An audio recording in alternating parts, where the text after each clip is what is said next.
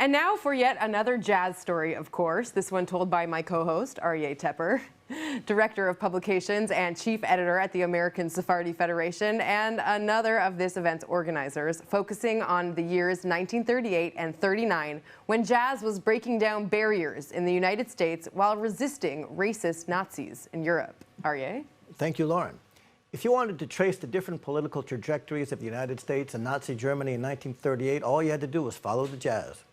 In the United States, 1938 saw the famous Carnegie Hall concert featuring Benny Goodman's orchestra with stars from the Count Basie and Duke Ellington bands. The show was a milestone in 20th century American artistic and social history.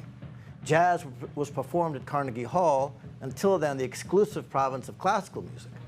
People were becoming aware of the deep life in this music, and a stage was provided for social cultural integration with black, Jewish, and white musicians playing jazz together, and Lauren's getting into it right here.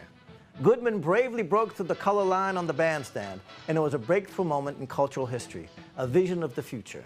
25 years later, King would lead the March on Washington, D.C. Germany?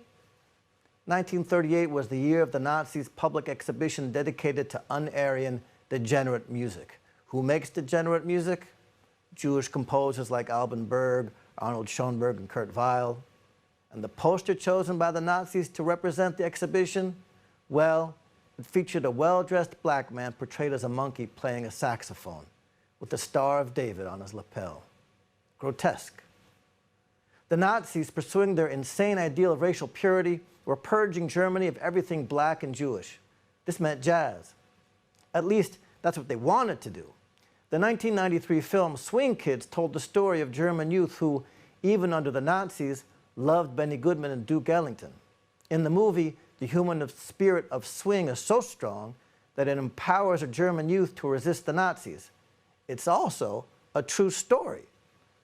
The swing youth were a group of German, anti-Nazi jazz lovers who came together in Hamburg in 1939. That's right. Jazz was the source of an internal German anti-Nazi counterculture.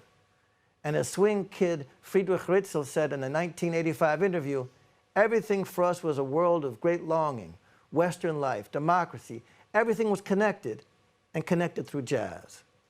Jazz is both a source of life and a model of democratic community.